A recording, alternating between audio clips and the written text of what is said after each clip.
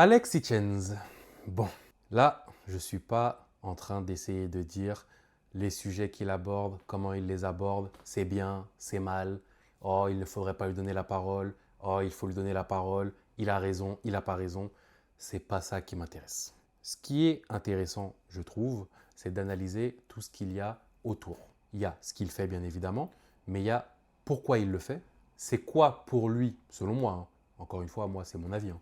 C'est quoi pour lui l'intérêt de faire ça, ce que ça lui rapporte et ce que ça provoque. Ce qu'il faut comprendre, c'est que Alex Hitchens, qu'on le veuille ou non, là sur les réseaux, c'est un blaze que la plupart des gens connaissent.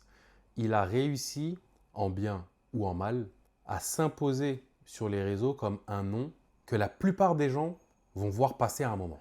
Il y a aussi un délire où, comme il a eu une visibilité très importante, il a même été auditionné par la commission d'enquête par rapport à TikTok. Qu'on le veuille ou non, il a quand même réussi à bien sortir la tête de l'eau par rapport au monde des réseaux sociaux et à faire des stats. On va pas se mentir, il a fait des stats. Non seulement il a fait des stats, mais comme dit Bat Belmont dans le chat, il a aussi certainement fait du bif. Est-ce qu'il a fait autant de bif que ce qu'il dit, etc. C'est pas ça qui est important, et encore, quoique. Mais par contre, il a réellement fait du bif. Tu demandes dans les commentaires, est-ce que je condamne tes vidéos? Comme je t'ai dit, là, le but, c'est pas de parler de ça. Parce qu'en fait, si on commence à se concentrer sur le contenu précisément de ces vidéos, on va perdre le thème de la vidéo que là, je suis en train de faire, c'est-à-dire Alex Hitchens et tout ce qu'il y a autour. À la base, Alex Hitchens, il a commencé en faisant un délire très controversé. D'ailleurs, ce délire-là, il était issu d'un délire américain.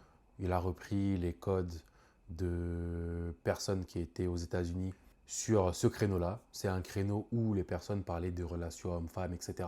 Ça a utilisé certains termes, high value men, homme de haute valeur, high value woman, femme de haute valeur. En fait, les Américains, ils ont ce côté où ils vont toujours avoir des petits mots-clés, des petites punchlines, des petits trucs pour tac, tac, tac. Il faut que tu captes l'audience, il faut que ça choque, il faut que tu arrives à rentrer les gens dans le délire et à faire en sorte que les gens ils sortent avec une phrase type, une gimmick, un truc comme ça. Donc lui, il a repris les choses telles quelles, il les a juste traduites en français. Et j'ai envie de dire, est-ce qu'il n'y a pas beaucoup de personnes sur les réseaux qui vont s'inspirer des Américains? Ça, c'est encore notre débat, mais en tout cas, plus sérieusement, c'est ça qu'il a fait. Et ça a fait des stats de malade. C'était fou.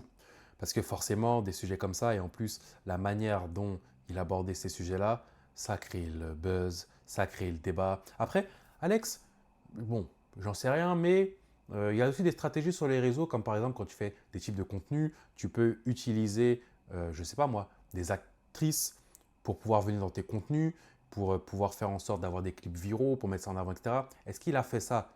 J'en sais rien, mais ça ne m'étonnerait pas.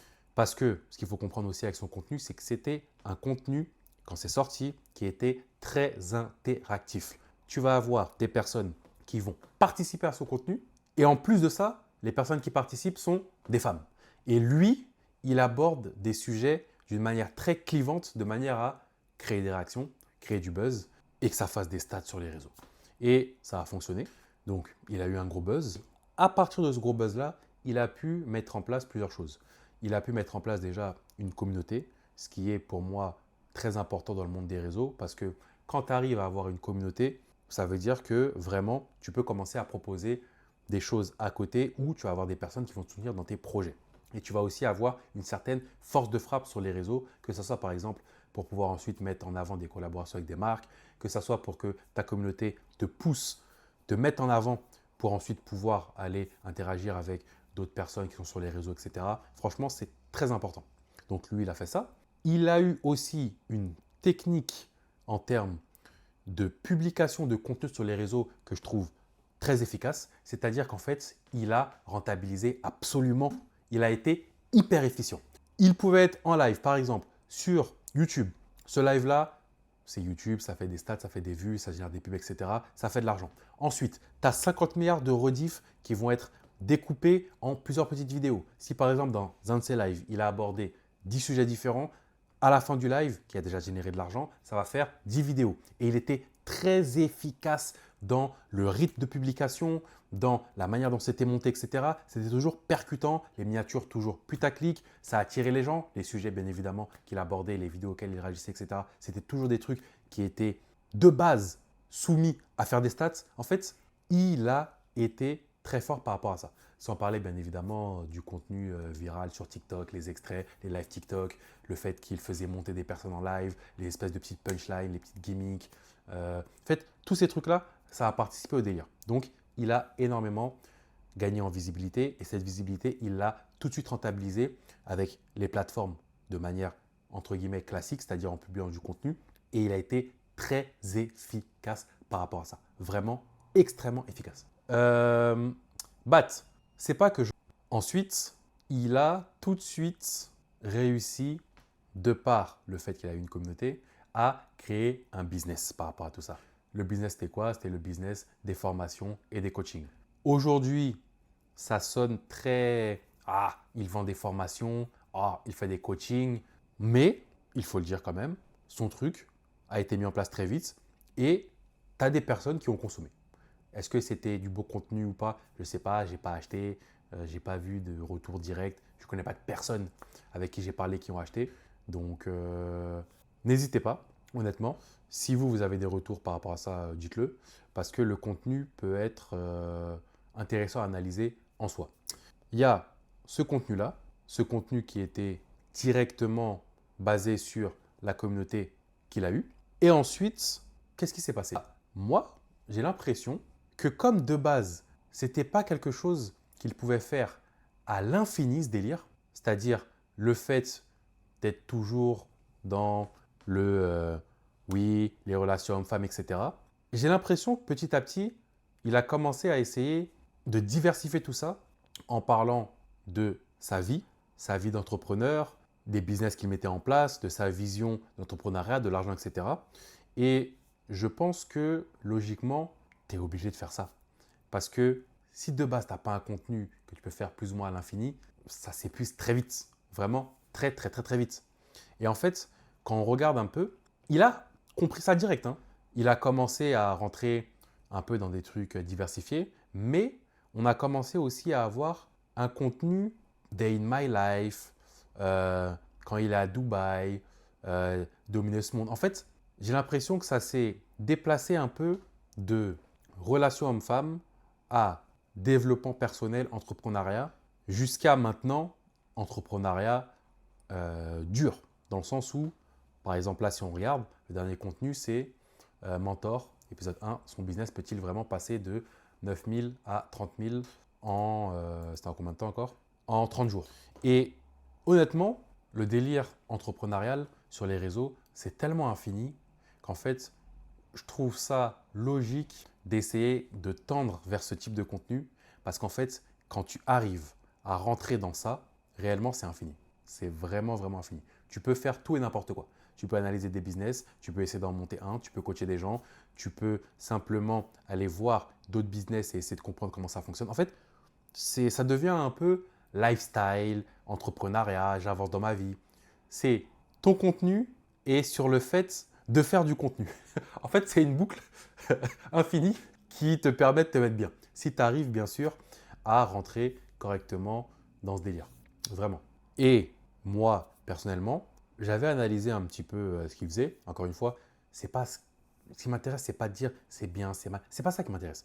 Ce qui m'intéresse, c'est d'essayer de comprendre ce que ça provoque. Est-ce que ça fonctionne ou pas? Si oui, pourquoi? Sinon, pourquoi? Les inconvénients que ça va provoquer aussi. Parce que forcément, avec un type de contenu comme le sien, il y a beaucoup d'inconvénients. Il y a des avantages, comme par exemple peut-être l'argent ou autre, mais il y a beaucoup d'inconvénients. Moi, je ne sais pas si c'est quelque chose que je trouve viable pour du long terme. Pour moi, c'est plus un truc qui va te permettre de faire un moment un gros billet, mais après tu vas te griller. Et sur le long terme, est-ce que c'est viable ou pas? Je ne sais pas. Je pense pas. Mais c'est ça qui m'intéresse. C'est essayer de comprendre si vraiment, par rapport à un type de contenu, il y a possibilité ou pas d'avancer sur les réseaux. Et le truc, c'est que Alex Hitchens, comme je disais à un moment, il a eu tellement de visibilité qu'il a été auditionné par la commission d'enquête par rapport à TikTok. C'était un délire concernant l'impact de TikTok chez les jeunes, etc. Est-ce que le contenu sur TikTok était bon pour les jeunes ou pas? Bon, il a fait son intervention. Ça a buzzé aussi parce qu'il a été, même dans cette audition, très tranchant. Il y a eu le moment où il est parti de l'audition, etc. Il a dit vous ne me respectez pas, je pars. C'est le personnage. Ça fait son buzz, ça fait ses trucs. Est-ce que c'est un bourbier pour lui ou pas? Moi, j'en sais rien. De toute façon, je ne suis pas concerné. Donc, entre guillemets, j'en lave les mains. Mais en tout cas, ça a fait du bruit, encore une fois. Sauf que, moi, je vois ça. Je me dis, attends, le mec, de base, il a un contenu. Il y a beaucoup de personnes qui sont sur ses côtes. Là, il est auditionné par la commission d'enquête. Il fait un truc comme ça. Il va encore avoir beaucoup de personnes sur ses côtes. Il va faire quoi après? Comment ça va se passer pour lui? Et justement, par rapport à ce que je disais aussi tout à l'heure, là, j'ai l'impression que ça va partir en mode entrepreneuriat. Vraiment. Dernière vidéo, il y a 11 jours, business. Et ensuite, bah, c'était ça. Hein. C'était un jour dans ma vie, redevenir pauvre. Le délire contre un futur député, ça, c'est aussi un délire un peu en mode podcast, etc. Mais là, on n'est plus du tout dans les relations homme-femme. J'affronte le gouvernement. En fait, pour moi, là, le délire relation homme-femme, c'est fini. Pour moi. Peut-être que je dis n'importe quoi, mais j'ai l'impression que c'est fini. Peut-être qu'il va toujours vendre des formations ou autres, mais sinon, voilà, je suis allé sur son site au hasard. C'est la fin. Aujourd'hui, je tourne une page. Après 4 années à créer, partager et transmettre à travers mes formations, j'ai pris la décision de fermer définitivement le site. Quand j'ai lancé cette aventure, je n'avais qu'une envie, aider un maximum de personnes à progresser, à évoluer, à trouver des clés pour réussir. Ces années m'ont apporté bien plus que je n'aurais pu l'imaginer, des messages, des réussites partagées, des rencontres, des centaines d'histoires qui m'ont marqué. Mais il est temps pour moi de passer à une nouvelle étape, de créer autrement, de continuer à partager avec vous, mais différemment. Je veux simplement vous dire merci. Merci pour votre confiance, votre énergie, vos retours. Merci d'avoir fait de ce projet une aventure humaine incroyable. Le site ferme, mais l'histoire continue. Ceux qui me suivent savent que je ne disparais pas. Je continuerai à créer du contenu, à inspirer, à transmettre à ma manière. À bientôt pour la suite. Certaines personnes diront ah, c'est parce que là, il va avoir le gouvernement sur ses côtes, donc il nettoie un petit peu. J'en sais rien. D'autres diront que c'est parce qu'il est dans une démarche, comme disait, d'évoluer par rapport à son contenu. Peut-être aussi. Après, ça peut être simplement le fait que lui, il en a marre, il a envie de changer un petit peu. Ça peut être ça. Mais dans tous les cas, le personnage Alex Hitchens a fait tellement de bruit que l'étiquette Alex Hitchens va toujours lui coller à la peau. Donc, à voir ce que ça va donner sur son contenu. En tout cas, moi, comme je le dis encore une fois, le but, c'est pas de dire c'est bien, c'est mal. C'est simplement de voir d'où c'est parti, comment ça a évolué, ce que ça a pu lui rapporter et ce qu'il va pouvoir faire plus tard. C'est ça que moi, je trouve intéressant. Donc, ce que je vais faire, c'est que je vais continuer à regarder un peu de loin parce que de base, je ne regarde pas spécialement les trucs d'Alex Hitchens. C'est simplement que ça a fait tellement de bruit sur les réseaux que, comme moi, je m'intéresse à tous ces délires de monde des réseaux, bah, au bout d'un moment, je me suis intéressé. J'avais fait une longue recherche par rapport à ce qu'ils faisaient, etc. Et encore une fois, quand je fais mes recherches, moi, ce qui m'intéresse, ce n'est pas la vie personnelle des gens. C'est vraiment uniquement ce qu'ils font sur les réseaux. Donc j'avais regardé un petit peu, j'avais regardé le délire de ces formations, j'avais regardé le contenu, etc. Et après, je passe à autre chose. Et là, je sais pas, comme ça, je me suis dit, qu'est-ce qu'il devient après tout ça? Donc, le fait de voir que là, j'ai l'impression qu'il y a une démarche beaucoup plus axée entrepreneuriat et que par rapport à tout ce qui est coaching, etc., bah, le site il est fermé. Je me dis que je vais laisser encore du temps passer. Là, je vais continuer ma vie tranquillement. Je vais laisser du temps passer. Et ensuite, je regarderai. Est-ce qu'il aura réussi à faire une transition? Est-ce que ça va être chaud pour lui? Est-ce qu'il sera au final trop dans des bourbiers pour que ça ait pu fonctionner? Est-ce qu'il aura réussi à lancer une nouvelle vague de piraterie? Moi, ça m'intéresse, honnêtement. Et aussi, ce qui m'intéresse, c'est de voir le type de contenu réellement qu'il va proposer. En sachant que, comme je vous ai dit, il y a l'épisode 1 de Mentor que moi je vais regarder parce que j'ai envie de voir ce que ça donne. Donc voilà.